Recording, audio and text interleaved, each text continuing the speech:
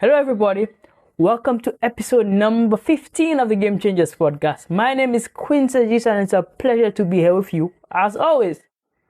Episode number 15 features a young man with a passion for the arts.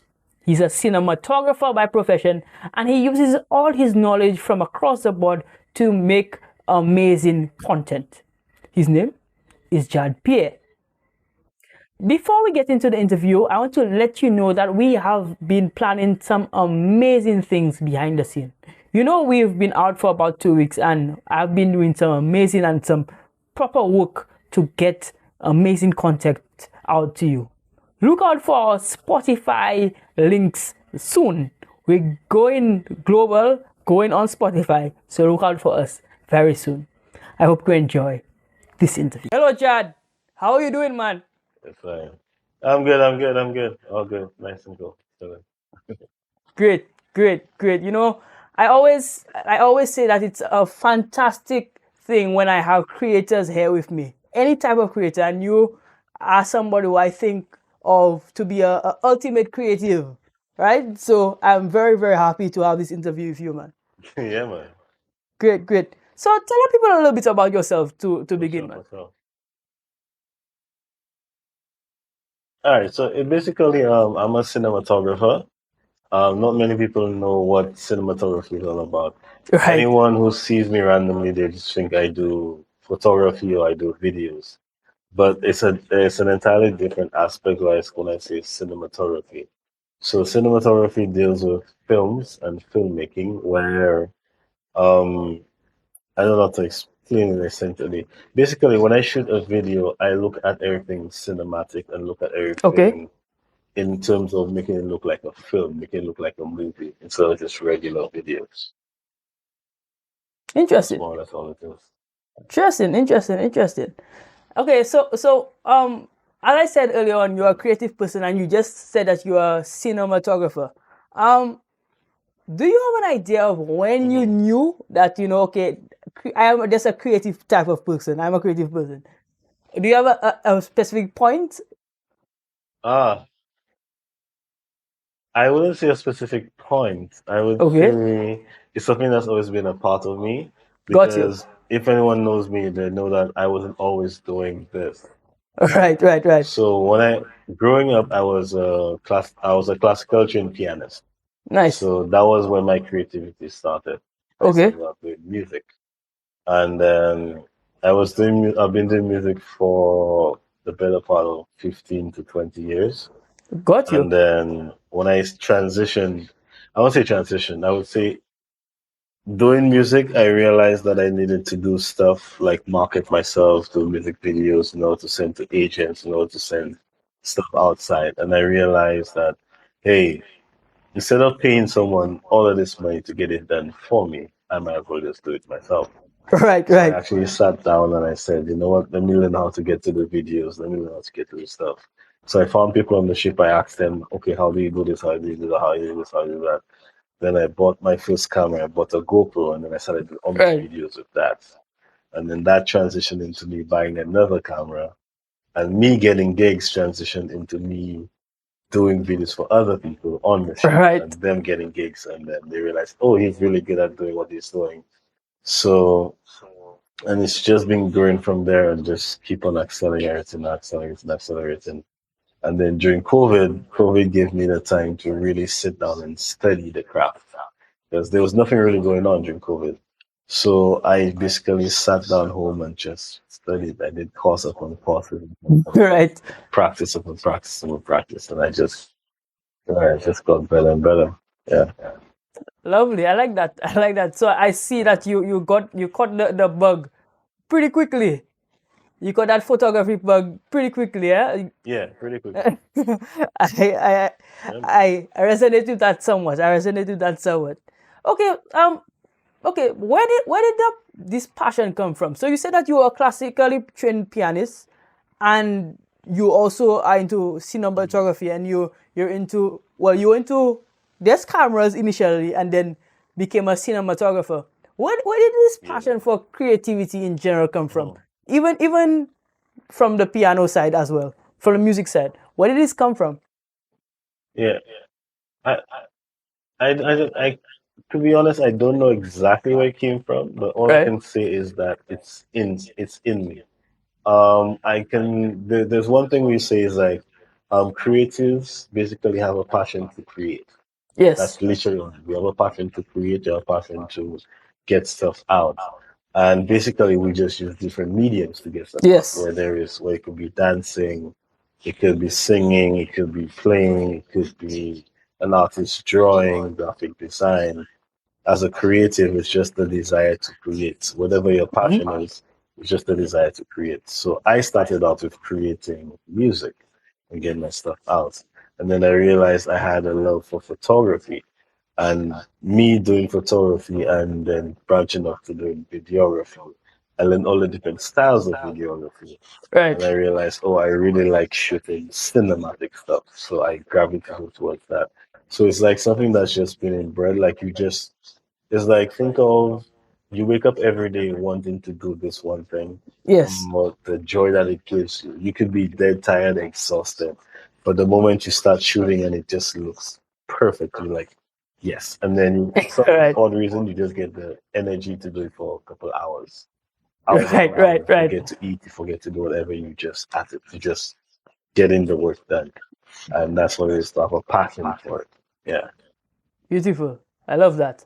Yeah. I love that. So you're saying Yeah. that it is something, it doesn't feel like work for you basically. Well, I guess there will be times where it is definitely demanded. All jobs have that.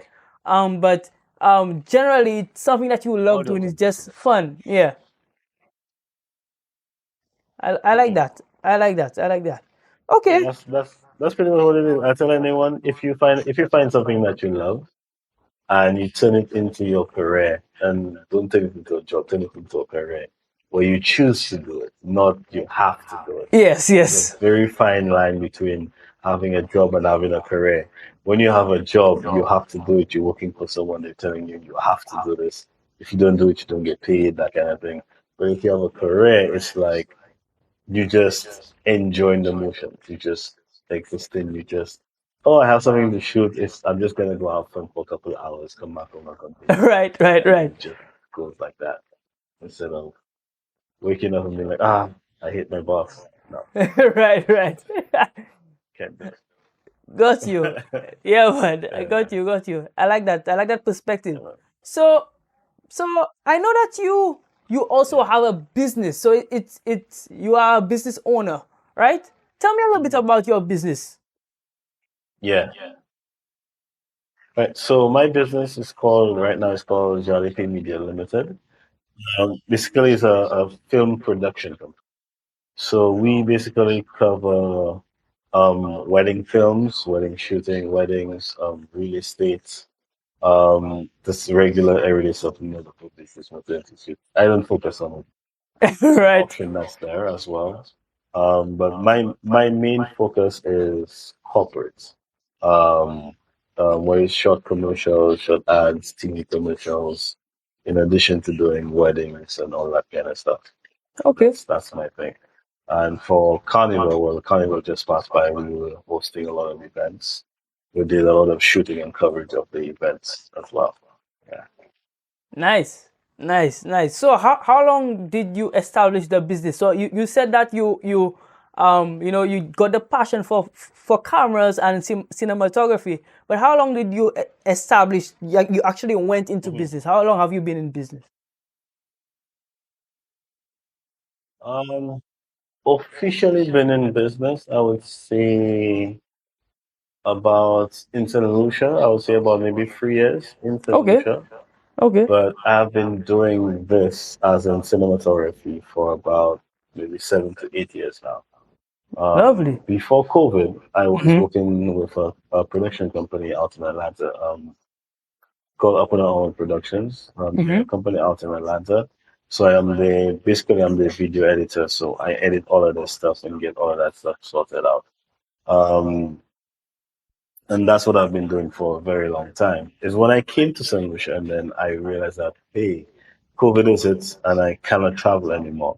So I need to Right. establish myself here in St. Lucia. I decided to, okay, let's put the work in, build a team together. So I've built my team. I have my own editors. I have my animator, my graphic artist, my visual effects guy. Built my team here and said, "Hey, let's get it. Let's make this happen." You know. Yeah. Understood. Wow. So okay, so you're in the cinematography business for 8 years, but you started in Saint Lucia 3 years ago. Mm-hmm. Got you. I understand. Yeah. I've been in it for a while, but basically just here, yeah. So Okay, cool. Okay, take me through your creative process. So what is the process like for a cinematographer? From start to finish, like what do you go into on a day-to-day basis? yeah, it's a lot that people don't know about. Okay. A lot goes into making a short film. A lot goes into making a short film. Okay, so from the birth of the idea, like Yes. let's say we have the idea. We have the idea could be a sentence, it could be two sentences. Let's say a family having fun outside, Mm-hmm. something as simple as a family outside having fun. We have to consider so many things. We have to consider location. We have to consider time of day, weather conditions. Depending on all of those things, then we would know how to storyboard it. Storyboarding is more or less planning out the entire shoot before we actually shoot. So we set up a timeline. We see the opening shot is going to be this, and then we have an artist draw out what the shot is going to look like. So we use that angle as well as we have to consider different type of lenses because every lens has a different angle and a different look. So we would have to choose: are we going to shoot it for 25 millimeter? Are we going to shoot it for 55 millimeter? Are you going to shoot it for 50? Going to shoot it for 85? All of those things determine how it's going to look. Right. To someone who's not camera savvy, 25 is a wide, and 85 millimeters is like a zoom in kind of lens. Right. So think of the distance needed for it to be focused properly. That's the general aspect of it. So it needs 85 millimeters. So it's 85 millimeters from here to here, 85 millimeters. If it's 25 millimeters, it's just wide. Right. So the lens that I'm using right now is a 25 millimeter. I could also zoom in to get more, but then again, you just get like my eyes and Right. Yeah. so 25 is the wide shot that I would use. But all of those things that you consider all of those things, and let's say we decide, okay, we want this lens, we want it to look like this, we want it to look like that. That's the first part of it. That's before we even get to the set. When we get to the set now, we have to consider lighting, time of day. If it's early morning golden hour, midday shots, or we want afternoon golden hour. That will determine what my gaffer. A gaffer is my lighting guy. The Mm-hmm. gaffer is the guy who decides what lights I should use. If I should use this light, 3-point lighting system, which lights to use when. If I need to use reflectors, if I need to use diffusers. If the sun is too hot, then we need a diffuser over everyone's head so that the lighting is even and perfect. Right. It's a lot that goes into the production. Then we have audio guys to think about how we capture and how they're speaking. If we're gonna use a boom mic, if we're gonna use a lav, if we're gonna Right. use wireless mics, monitor system, all of those little things. And capturing everything is that's the one. So we get all that everything is right. Then we have to consider the actors coming in. We shoot them the right way. If it's 5 takes, they take to do it 10 takes, whatever. That's one scene. Then you take whatever you shot, you go back into post production now.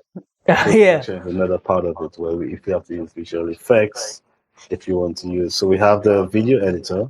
He edits, he aligns everything together. Mm-hmm. Then we have our colorist. A colorist is the guy who color grades everything. So a regular video, I can show it to you here. So we shoot in a flat profile. Flat profile is the best way. So like a blank canvas. Think of you drawing a painting.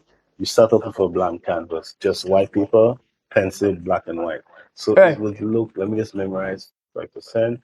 So it would look like this, right? Ah. So I would shoot a video looking like this. So it would be grayscale. Right. Grayscale We call that log footage. So log footage would look like this, and then through color grading, I would input the colors back into the footage. Okay, got you. So depending on the kind of look that you're going for, if you're a happy film will be centered towards yellow, orange, that kind of thing. A moody film, nighttime will be on tungsten, that's like blue, that's like mood color grading. So you get all of those things inside of there.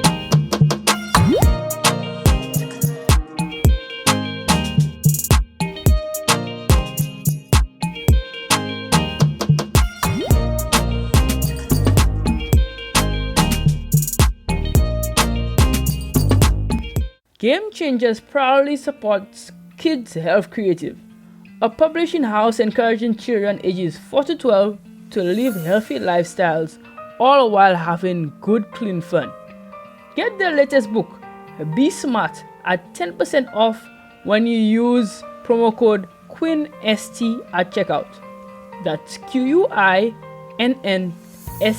at checkout. Get yours today.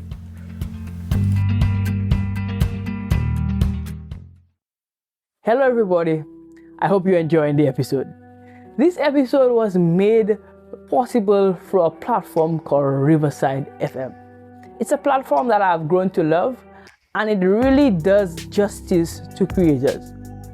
Unlike Zoom or other platforms, it records content locally and then uploads it to the cloud, so you have a seamless video.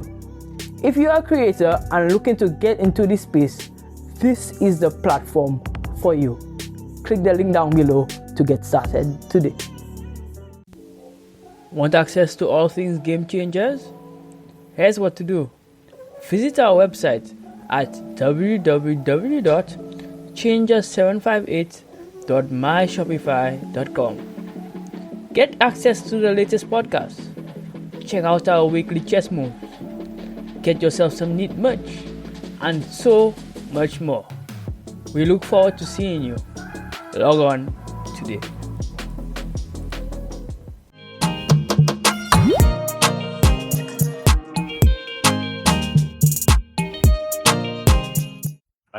I'm trying not to be too technical so that everybody can understand. Right. There are different types of cameras out there. So there's something we call 8-bit and 10-bit and 16-bit and 12-bit. The bit ratio tells you how much colors you can get from something, more or less. The higher the bit ratio, the higher the color is. Most cameras nowadays are 8-bit cameras, which is good enough, but it's not great. Cinema has at least 12 to 16-bit. The cinema, you have more colors, you have more depth, you have more in your shots. That's why movies look better. That's the best way I can explain it. That's why movies will look very different from a regular camera. Yeah, the only phones right now, I think, that come close would be the iPhone 13. The iPhone 14 is 12-bit. So it's very close to a cinema camera on a phone, which is great. But most phones are actually getting better and better with the cameras now. So all of those things you have to consider in post-production. So you have lighting, you have the post-production, visual effects guys, put everything together, your colorist gets the color just right. And then you have to think about your sound, your audio, editing, all of those things. And all of that goes into your film production. And then the final thing, is just getting it out and then marketing. That's what it is. Wow. But it's a very, very long process. I can tell. It's a very, very long process that people think like, oh, I shoot a video today and they can get it tomorrow. If you want something good, it's going to take a while. So that's literally what it is. It's going to take a while. So something like that, like a short film like that, would take between 3 weeks to about a month for it to be done right. But a lot of clients always want it to be done in like 2 days to 3 days. Yeah. So we always have to rush this process. But that's why I tell people, if they want it done right and done well, like films like Hollywood films take a year. Sometimes they take years. Yeah. But that's what it takes in order to get it done right. So yeah. If you want it done right, if like for me, if I have a deadline and they say they want it today for tomorrow, I would just shoot exactly like this, because the camera comes like this. The regular color of the camera comes like this. is a specific profile we apply to it so that we can calibrate it later. But I can just shoot it exactly like this. This looks fine and good enough for post production. So I'll shoot it like this. I'll send the audio directly to the camera, and this there we go. Got you. Yeah, Got you. Wow, that's then right then I'll sit down and a serious yeah. process. That's a serious process. You know, yeah. People, I'm guessing. Well, I didn't know. You know, It's a all very, that goes it's into a it. very, very long process. Yeah, makes sense. Makes sense. Yeah. So okay, so That, so a while ago you spoke about your client group, right? You said that you do a lot of commercial mhm. media or shootings, and weddings as well. How did you Yeah. choose that segment of the market? What went about in choosing That's that? a very good question. All right, so basically when I started out, I when in terms of photography as well as videography, I did everything. Every single thing there was to do, I did it. Whether it be sports, whether it be children's stuff, whatever it is there was to do, gender reveals, all that, I did everything, every single genre, because that's how you grow and that's how you live. Yeah. So doing that stuff, I basically was able to figure out what I liked.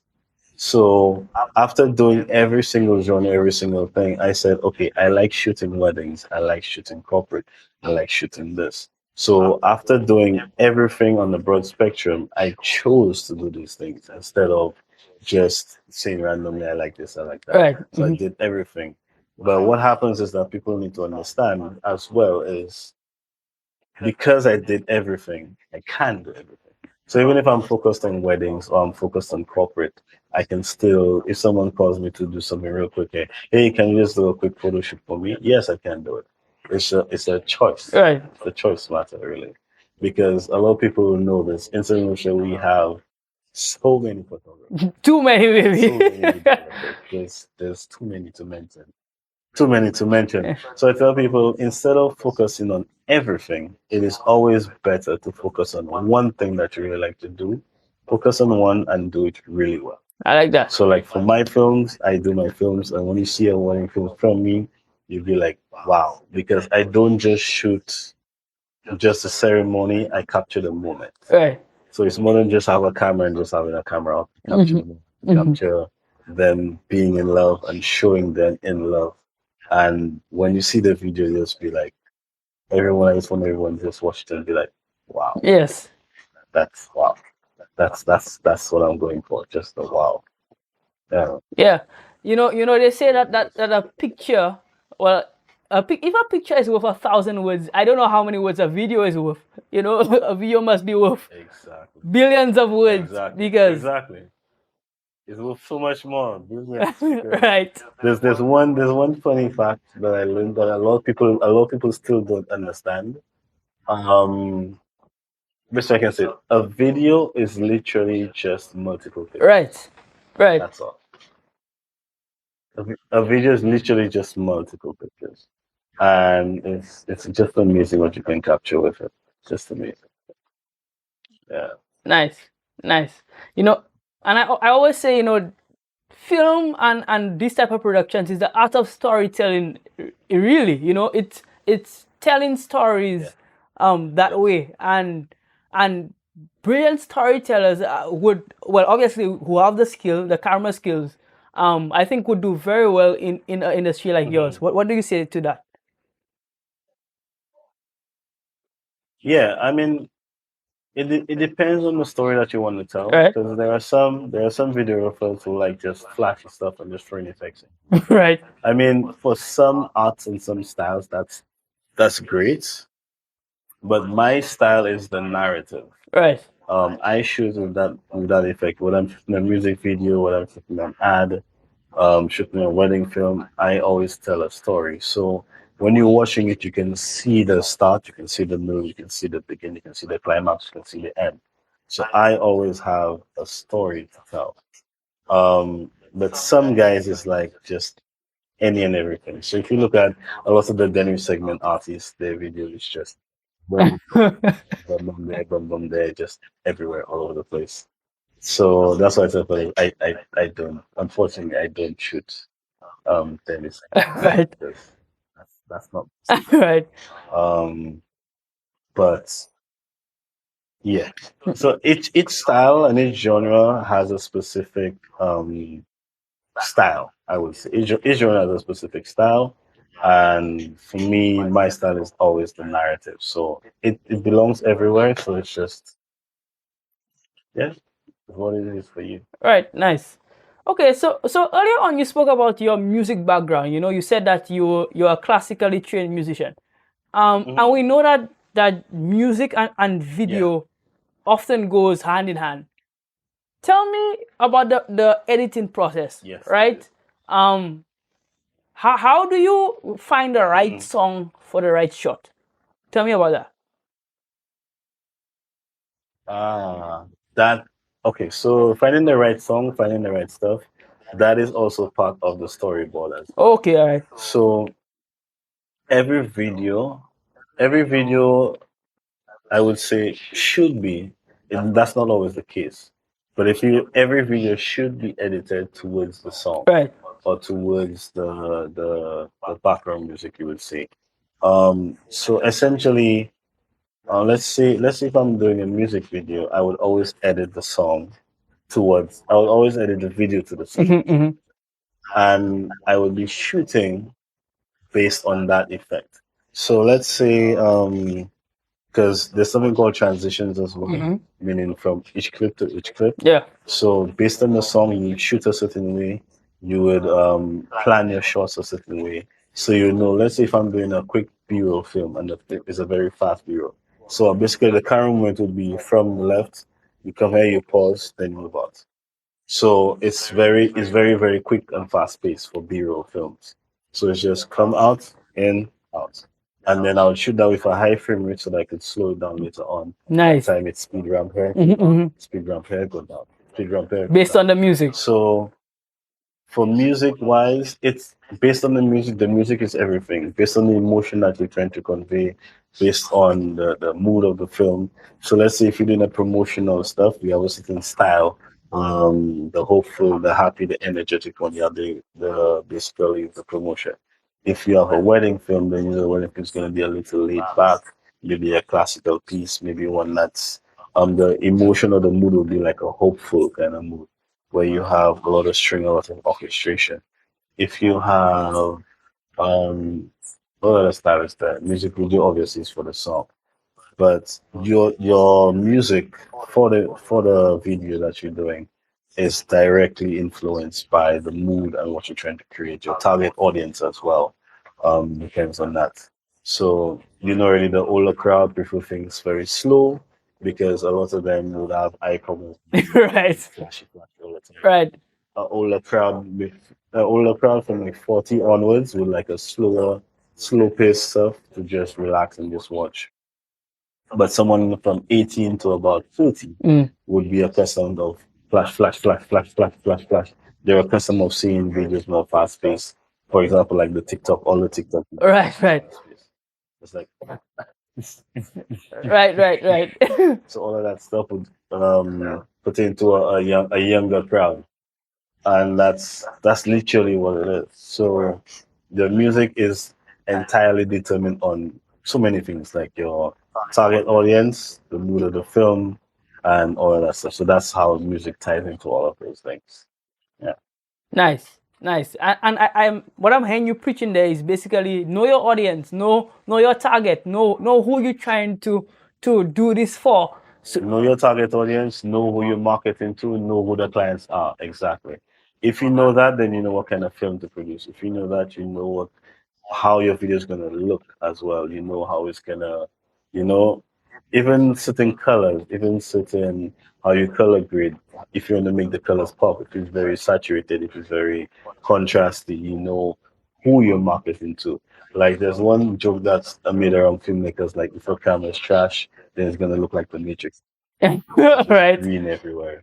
So it's that kind of thing where you just know how to color grade, how to get stuff done, and that's how you can tell someone who's been doing it for a while or someone who's just starting out. Yeah. Yeah. Okay. I like that. I love that a lot. That's brilliant. I like that.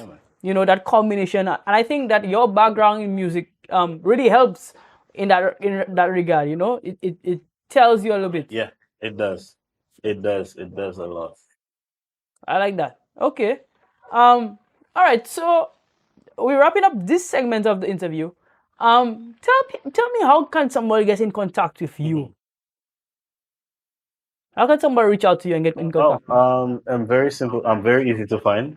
Right. So you can find me on Facebook and Instagram at Jardé Media. Everything's right there. Or you can find me at jardépmedia.com. My website is there, and then on my website you can find all my social media handles, as well as a contact form that's there as well if you need to book me for anything whatsoever, whether it's a shoot, a film, or whatever you have promotional stuff for your small business or whatever. You can find everything there. All you do is you simply add that in the tell me more section on the contact form. My portfolio is on my website as well, so you can see what I do, whether it's food photography, weddings, travel and tourism, product shots, as well as portrait shots. All that is there. On YouTube, you can find me at Jardé Media. Um, Pretty much everything is there. Everything is there on my website. So if you go to jardépmedia.com, you will find everything. And if you feel a need to call or text, you can find me at 488-7382. Yeah. Nice. I like that. Okay, so we'll definitely leave the links down to your stuff down below, so people can access it anytime they want and get direct contact with you. Yeah, So we'll do that. We'll do that. Okay. exactly. Yeah. Let's look into the future, if you may. Where do you see your business going in the next 5 years? In the next 5 years, I hope to have a full-fledged production company. So I've already started with building my teams, where I have my graphics team, my visual effects team, I have my editing team, as well as a lighting team that I need to get sorted as well. Because right now in the company, I basically take care of all the hats, where I'm the one shooting, I'm the one editing, I have the lights and everything, I do the lighting. So the plan for the next 5 years is to just build on what I've started now and basically have a team. Like when you look at, let's say you're looking at a movie or you're looking at a behind the scenes clip, and you see just a squad of people just on set Yeah, yeah. taking care of everything. That's the goal. That's the plan. To have a proper team. So when I say I'm shooting a film in St. Lucia, I can have that film be at the Korean cinemas, or I can have that film be on Netflix and say this is a Caribbean filmmaker making movies, making films that is industry standard, that is international standard, that can be played basically around the world. And that's where I'm planning on going. Nice. I love that. And I look forward to seeing that from you, man. I would look out for that in the future. Of Definitely. course. Definitely. Yeah. I actually saw that recently. You said that Yeah. you had started hiring people, like you were expanding your team. You made a post on Facebook.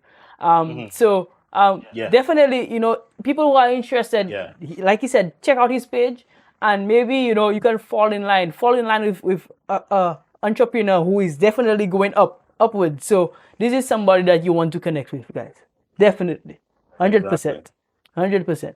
Okay, so Yeah, man. so what advice would you have for a young person who wants to be just like Judd, who wants to do exactly what you do? What advice would you have for a young person? I would tell anyone if you have a dream and then you want to get it done, I would tell you the first thing you have to do is get it done. All right. There are so many things that would hinder someone from starting their business, where it could be finances, it could be people around you telling you that it might not be a success.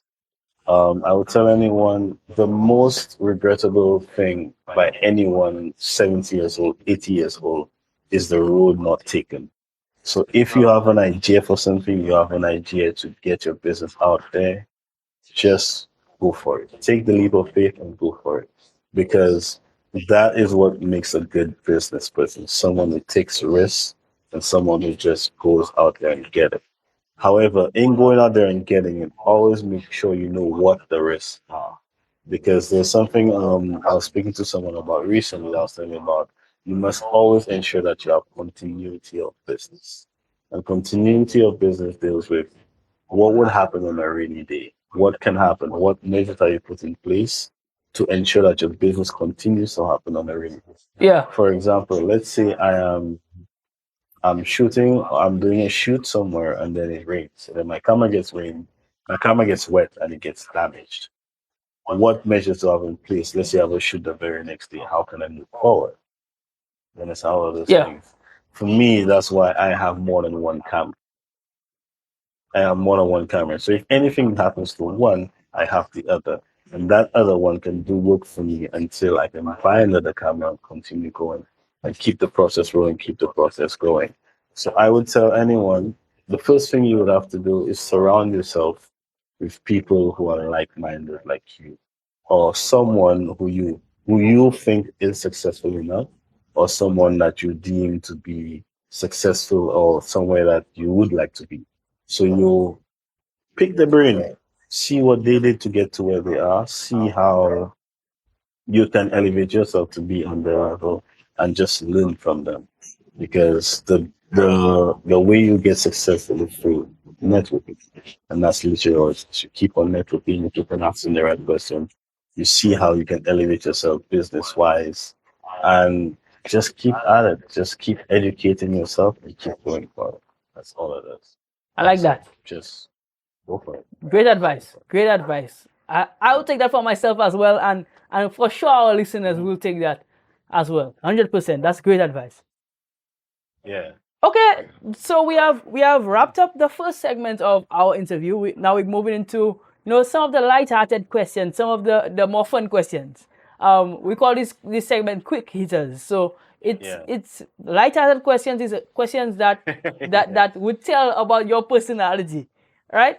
Okay, so question number one. Are you ready? First of all, Yeah. definitely. Let's go. So question number one: Ready. top 5 artists, dead or alive. And that's your top 5 artists. So no judgment here. All right, top five artists. Yeah. Yeah. Oh, that's fine. That's fine. So top five artists, I would say I like Alicia Keys. I like John Legend. Lovely. Obviously, they're pianists like me. There's one I really like, Layla Hathaway. Oh yes, yeah. Masego is another guy, a friend of mine. So if you know Masego, his manager, well, not his manager, his producer, the guy who produces the music, Right. is Solution. Okay. So all the songs from Masego that you like, there's a solution that's produced. Wow. So That's a facts right there. Let me see, another good artist. Apart from that, I've just discovered is Moonchild. That's a band that they've been together since like secondary school or high school, called that, and they're awesome. So Moonchild, that's another great band. Yeah. okay. So that's 5. Nice. Some of these artists. Well, I think the last one I do not know of, but I would think that you would have an idea, so I'll definitely check them out for sure. Yeah. For sure. I'll tell anyone check them out. She's really, really, really, and it's a really great voice as well, and she always has a great message. Nice, and that's for me. That's a big thing for Masego. yeah. Lyrics are important for me as well. So yeah, I like that. Nice. Yeah. She's Number 2, our second question. This question we have asked all our guests thus far. Apple or Android, John? And you have to tell me why. That's a reaction we always okay. get. So I'm a creator. Uh-huh. So I would say both. Oh, different you're the reasons. feds, John. You're the Right? feds. So if I'm on the fence because I'm a creator, I have both. I use both. Okay, all right. The funniest thing is people need to remember, and a lot of people don't know this, is that iPhone uses Samsung's parts. Oh So if you wow. open up an iPhone, you're gonna see Samsung parts inside of there. Yeah. Wow. Yes, Samsung is the one that makes all the gear. All right. So it's the whole Android and the Samsung makes all of it. Right. But for social media, iPhone and Samsung are the same in sense of the S21, the S22, all of those. Those phones shoot in 8K. They have cinematic mode. They have 12-bit cameras. They're both excellent phones at doing that. In terms of video editing, and basically working, Apple is the best one. Right. Apple by far is the best way. When it comes to editing, there's Final Cut Pro, there's DaVinci Resolve, there's Premiere Pro, Yeah. Adobe Illustrator, the whole creative The package suite. from Yeah. Adobe is only available on exactly. So in that sense, Apple is winning. Like my laptop, I've had a laptop, my 2012 laptop, 10 years. Wow. It's still going, it's still working, it's still good. I have never had a Windows PC last more than Well, that's never, never, never. So so Apple wins. I bought it and then it's always been good. So Apple has won it for me. Even now, this I'm using the Mac Mini right now, and it's good. So yeah, in that essence, it works. The only downside with using an iPhone is that you cannot share anything with the Yes. other person Very that has selfish. iPhone. So when you buy one, yeah, it's very selfish. So when you buy one, it's an entire ecosystem Yeah. where you have to have an iPad, you have to have an iPhone, you have to have a MacBook Pro. So it's all one ecosystem. But if you have an Android, you're free Yeah. to do whatever, whenever. So that's the difference. If you want to be being able to share information with everybody, then Samsung is the way to go. Android is the way to go. But if you want to just stick in one ecosystem, then yeah, stay in that ecosystem. So that's what I would do. Right now, I have a Samsung Galaxy, and then I have everything else Apple. Okay. That's how I'm. All right. Cool. Cool. So both of them. I'll take that answer, man. That's actually a good answer. Okay. All right. So Yeah. so final question. So you are going to dinner and you are allowed to take 3 people from history, and history can be Yeah. yesterday. Yeah? Tell me who you're taking with you. Yeah. Oh boy, in history there are so many great people Yes. that I've read about that there isn't much information um on them as much as it should. So I'm gonna go way. Let's go. Let's go. Um, there's a guy from ancient Kemetic, Imhotep. I would Okay. really Right. love to Yes. sit down and talk to Imhotep. Imhotep was one of the guys who taught all the Greek so-called Greek philosophers, Right. right? So Pythagoras and all Yes. those Yes. guys Yes. that we learned in school, right? They were taught by Africans. They were taught by Imhotep. Yeah. So that's the guy I would love to talk to and pick his brain and see what I could learn from him because he was the one who taught all of. Right. Right. So that's one guy I would really love to have a conversation with. There was another guy. Well, Barack Obama for sure. I'd Yeah. love to see and talk You're the second person to say that thus about far. what's going on right now. Uh, oh yeah, yeah. Apart from that, there are a group of people. Let's say and it's like that in most of Africa. Where I can't remember the exact name for them, but they're essentially human libraries.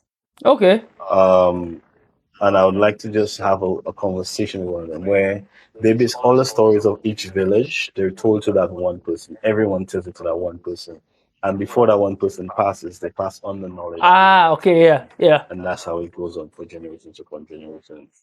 So all the stories, all the history of the village, the everything is brought down through one human library. So they say when one person dies, a library dies. Oh wow. Yeah. So basically, they pass on all the knowledge through this conversation, and that's one of the things that would be great. Another person I would love to have spoken to would be my great grandmother. My great grandmother was a pure Kalinago. Oh wow. So she had no mix Yeah. whatsoever, Yeah. no African, no European, no anything. She was pure Kalinago. So it would have been great if she was alive when I was um, aware enough to just sit down and ask her about her life Yeah. and how it was true. Because she was born in like in the 1800s, late 1800s. So she was alive through the whole slavery, Yeah. through the abolishment of slavery. She went through all of that. So it would have been great to see the transition between that life into this life that we have now in St. Lucia. So that's one person I would have loved to speak to. Nice. Yeah. Nice. That will So be that's my an interesting conversation for sure. You would be picking some amazing brains for sure. Yeah, man. yeah. For sure. For sure. Yes. That's amazing. Yes. Yes. All right. Understanding why they're teaching us Pythagoras and Yeah. Yeah. All right, for sure. So, Judd, I want to thank you for coming on. Thank you for all you do. You inspire me, man. and I know that this will be an inspiration to other young creators who want to do some amazing things. And to encourage you to continue the good work. And we look forward to big things from you. Yeah, we definitely look forward to that big team and that big movie, as you said. So we look forward to it, man, for sure. Exactly. So yeah, man. So if anybody is interested in joining the team, just find me. Yes. That's all it is. Just find me and let's make some magic happen. Yes. Yeah. Let's get it. All right, guys. This has been another episode of Game Changers. I want to thank you guys for coming on. Until next time, stay hungry.